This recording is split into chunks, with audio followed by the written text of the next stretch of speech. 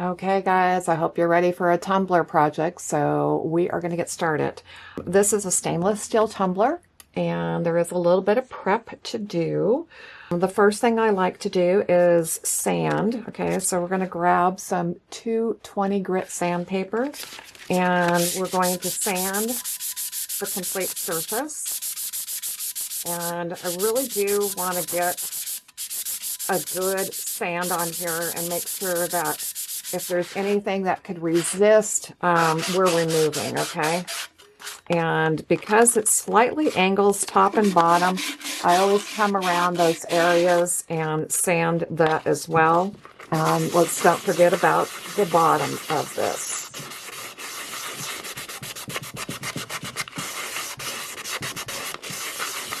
Okay, once you have given a good sand, the next thing we're going to do is clean. I like to clean with 91% isopropyl alcohol. I already have this in a spray bottle, but I'm going to put my tumbler on what's called a tumbler stand, you guys. The stands come separate. These two pieces normally come together, and then these are called foam inserts, and they come in different sizes depending on the size of your tumbler. But this way you can hold onto it, you can stand it up to dry. They work great, okay? There will be a link in the description on where to find all the materials and supplies that I'm using. So I just sprayed some of the alcohol over the surface so I could give this a good cleaning, and you can see, okay, there's a lot of that black kind of dust that comes off when you sand these, okay?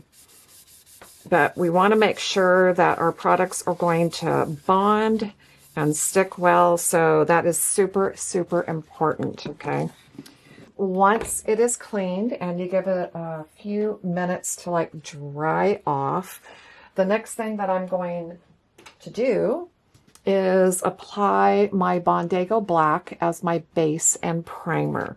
And I'm using Bondago because it happens to be a bonding primer.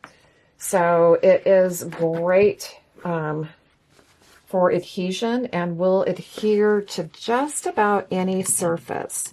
And I always want to say just about any surface because, you know, just in case, you always want to give it, give it a test, okay? First thing you want to do is stir this stuff. It has a tendency to separate when it's just been sitting. So every time I open the jar, I always give it a good stir. And then let me grab a paper plate here, or I should say a foam plate. Okay, one that I've used a few times, obviously. And let's get some of this Bondago out of there. Okay, I don't think I'm going to need all that, so put some of that back into the container. And looks like I dripped everywhere. I'm telling you, every time I get black Bondago out, I feel like I wear it, okay? So I don't know who's with me on that one, but every time I open anything that is black, I feel like I've got it on my hands somewhere. Okay, so I'm going to work off my foam plate, and I'm going to put the Bondago everywhere that I plan to foil. Okay, so I'm going to foil the entire thing. I'm going to paint it on the bottom first, and then full coverage, okay? Bondago, like I said, is a great bonding primer, but you also want to give it adequate dry time as well. So make sure that you're allowing this to dry in a nice warm environment. And if you've got a lot of humidity, you might even let it dry a little bit longer. We keep finding during the winter that things are taking a lot longer to dry. The colder it is, or possibly if it's wet and damp and humid, that could even take longer. So normal time I like to let it sit is 24 hours. During the winter, sometimes I'll let things sit for 48 hours. and just make sure that it's dried well and had time to cure and bond to the surface. Okay, so that goes pretty quick. I'm just trying to smooth out my brush strokes so that I have neat application, okay, under all my layers. Okay, so like I said, this would actually be dry to the touch in probably 30 minutes to an hour. But because we're on stainless steel and we need that bonding, let's go ahead and give it 24, and we'll be back for our next layer. Okay, we have our black Bondago completely covered and dry and ready for our next layer, which is going to be the Artsyville Embellishments foil adhesive. So I like to take it out of my container, and you can see I'm using press and seal that I put over the jar before I put the lid back on. It helps to keep it fresh and also helps to keep your lid from sticking, okay? So I'm going to grab some of it. I'm going to put it out on what I call my sticky plate and just grab what I think is enough. And then we're going to put that lid right back on there and put that someplace safe so it doesn't spill. And we're going to do the same thing again. We're going to get the bottom of the tumbler covered. And as you can see, the foil adhesive goes on milky white, and it will dry to it'll dry clear and shiny, okay? So when you are putting it on though, I mean, it's okay if you put it on messy as I'm doing and then come back and smooth out your brush strokes. The foil adhesive is not a self-leveling product, so you definitely want to make sure that you're smoothing everything out so you don't leave something like this underneath which possibly could be seen, okay? So just take your time.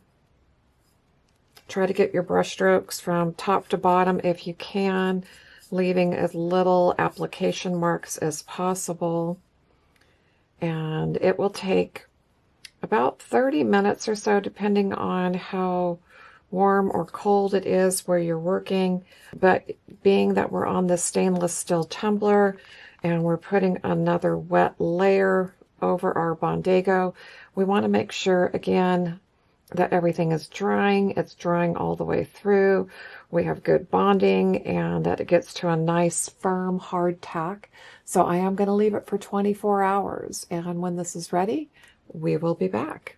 Okay, our tumbler has completely dried overnight.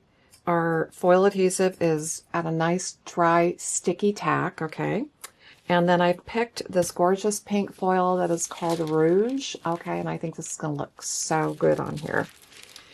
Okay, so I'm turning my foil over, and it's easiest just to have transfer side facing up. And then I'm going to try to set this down right on that edge and catch it, okay?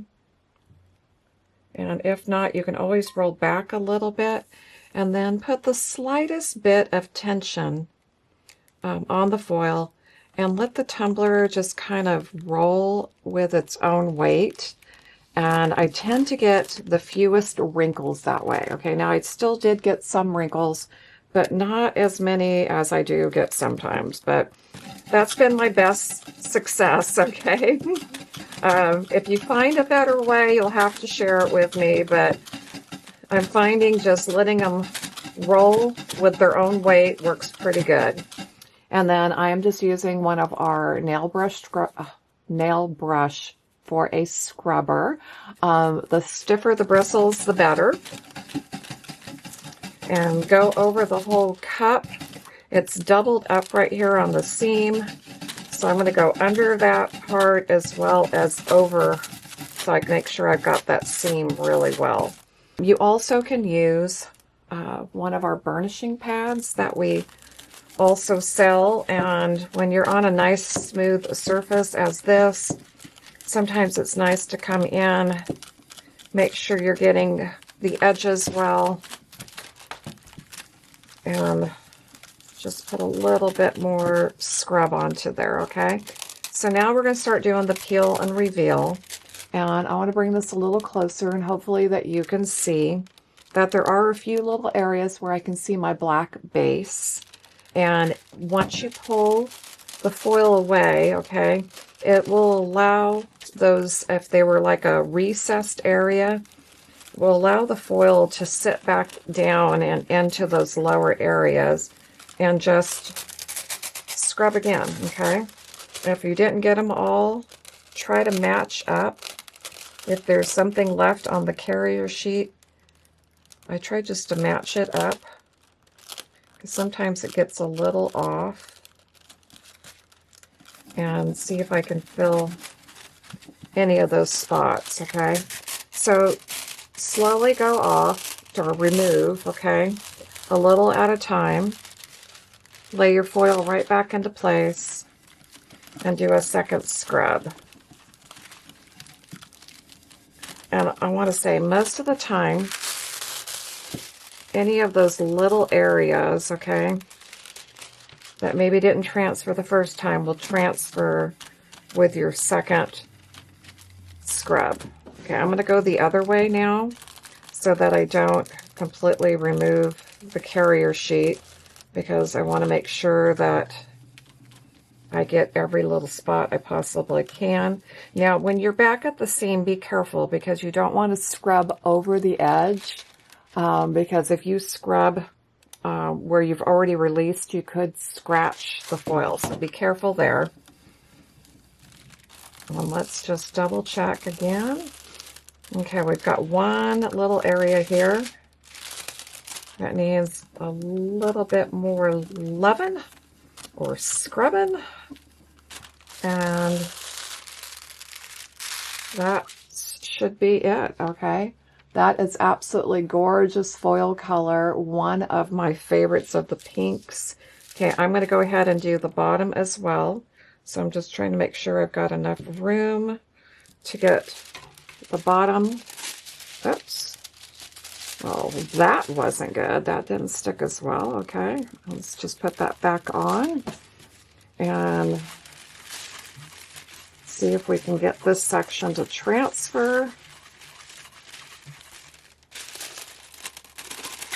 Okay, I got a couple of spots where it had fallen off, so I'm just going to put another piece back and scrub again and see what we got. Woo, that came out pretty. Okay, so there is this little recessed area that's hard to get to, and I think I'm just going to leave it black for a little bit of contrast, which I think will be fine. And once you have your foil transferred, the next thing you want to do is protect the foil. So we're going to use one, possibly two coats of our final coat in semi-gloss. I'm picking semi-gloss because I want to keep it shiny. I don't want to dull the finish at all. So I'm just going to pour a little bit out onto a foam plate because it doesn't take much. And let's grab a clean brush here and just put this on. Now, final coat is meant to go on thin and just build your layers. So it will not take that much product, and that's why I poured out such a small amount. It also dries super fast. So within normally 10 to 15 minutes, wintertime, maybe just a little bit longer, but it should be dry enough to put on your second or third coat, depending on how many layers you want or need. The other reason why I'm doing this, not only to protect the first layer of foil, also I'm going to go ahead and put a layer of epoxy on here before we go to our second foil, while we're going to do a double layered foil finish. And the epoxy can repel if it has any exposed foil adhesive. So epoxy doesn't really like the foil adhesive. So make sure you put a clear coat on first before you do the epoxy. So we're going to wait for this to dry, and then we'll come back and put a layer of epoxy and keep adding our layers to this gorgeous tumbler. Okay guys, I have my turner out. We are ready for putting some epoxy on here. Want to make sure that my cup is level before I get going. Epoxy is a two-part product. I like to put the hardener, which is part B, inside. Okay, let me make sure I'm adjusted here a little bit better. Okay, there we go. Put that into my container first, which I've already poured it into my little cup, okay? And then you take part A, which is your resin, and add that second, okay? The resin is thicker than the hardener, so they do tend to mix together better when you do it this direction. Okay, so I'm going to get low here so that I can see that mark on the container. And it's super important that you guys do get equal amounts so that your product will harden correctly. If it's staying sticky or doing anything weird, that just means that your measuring was not as precise as it should be. So you're doing equal parts, okay? I did 10 milliliters each of the hardener and the resin. Okay, so that's your part B and part A. I always put part B into the containers first and then put my other one. Now you don't want to mix this ahead of time, and that's why I had to do it on camera, because the longer it sits, the hotter it gets, and it gets to a point it's not going to work, okay? This particular brand that we use doesn't have a huge open time, but you do have working time for probably about 20 to 30 minutes, but the longer it sits in the cup, the hotter it will get, okay? And you'll lose your working time. You also want to stir for about a minute or two. Make sure that you're scraping all your edges on the bottom of the container so it's mixed together super well. And once you got that going, I'm just going to turn on my turner there. So my cup is starting to spin. Okay, the two things I forgot was I always like to put plastic underneath, because if any of the epoxy drips onto it, it'll just come right off of the epoxy, and I also need it in my blowtorch. Okay, so we're going to go ahead and just put the epoxy on our cup. And we are getting a full layer of epoxy on here because I want to do another foil over the top. And I'm just going to isolate our first layer with a coat of epoxy before we put our second foil on. So just use your hands. Make sure you have full coverage. Don't put it on too thick. Just keep moving the product around with your hand, because you want full coverage, but you want just a nice thin layer. It's better to have a couple of thin layers than it is to have it too thick, okay? Because when you get it on too thick, I feel that's when it will start to build up somewhere, that it'll get to where it might find a low spot on your cup if it's not perfectly level and build up there, okay? So I'm just kind of moving it with my fingers down to the bottom and pushing that onto the bottom of the tumbler itself, okay? So just kind of play with it for a little bit. Make sure that you've got full coverage from top to bottom. Make sure it's spun around completely and that you don't have any empty spots. If you feel you got too much on there, you can always just scrape it back into your cup. Now this is going to spin all night long, okay? So my turner is just going to work hard and spin through the evening. The turner that I'm working on is by Dino's Tumbler Turners. They make a great product. Absolutely love working with them. Okay, so once you feel that you have the epoxy on here well, okay, and I'm just pulling any place where it feels like it's built up too much, I'm going to grab my blowtorch, okay, which is a normal big size blowtorch. And you don't want to get too close, but this is how you can pop all the bubbles, okay? So just let it heat it up with blowtorch as it spins, and it should pop all your bubbles. Okay, I'm going to hit the bottom of it as well. If you see any bubbles, you can let it spin a couple times and just double check, make sure.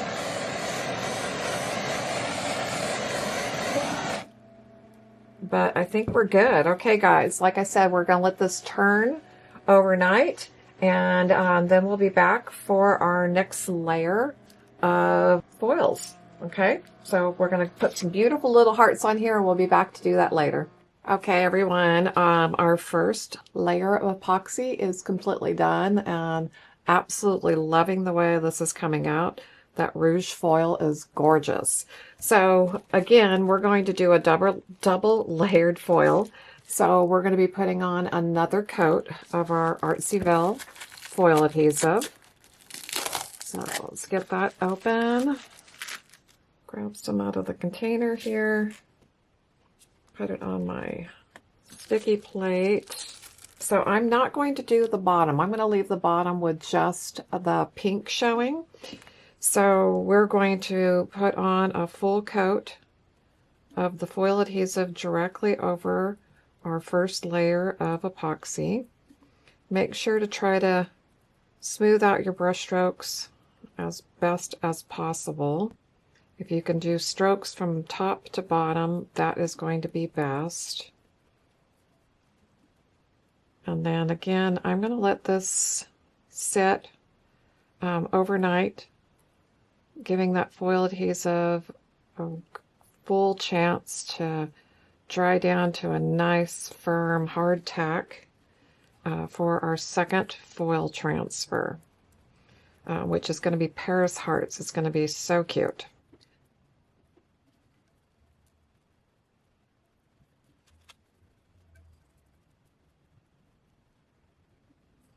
Okay, and then I'm just going to grab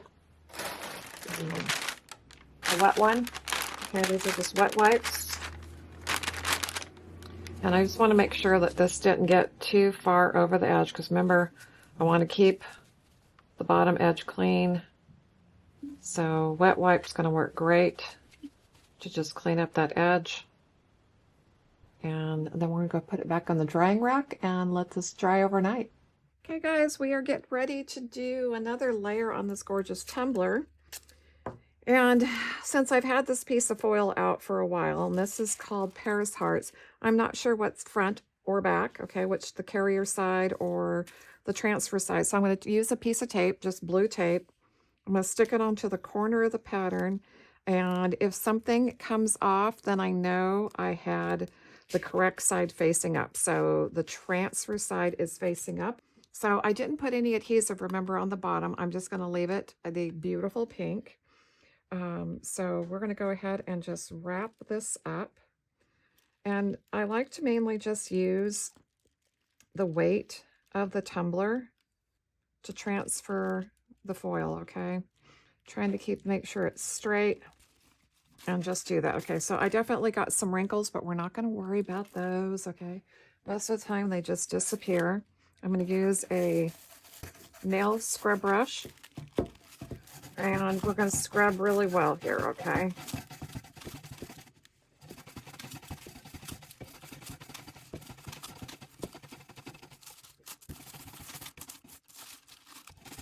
Okay. One thing also, when working with transparent foils, I do like to come back on my smooth projects like tumblers and use our little burnishing pad and make sure that the edges are scrubbed really well too, because transparent foils are not only transferring the beautiful design, but the clear is coming with it, okay? So the whole sheet is basically going to be transferring. And they have a tendency to do what's called over-release. So you want to make sure you're scrubbing the edges of your project well so you don't end up with an over-release. Okay, let's give this a shot here. See how it's coming out.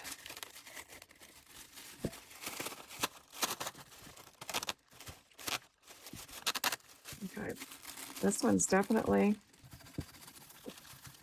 wanting to stick really well, okay? So let's keep going. Oh, but those are coming out cute, okay? You can always put them back down. See if you can get your hearts back into place. And scrub again if any of the pattern is missing, okay?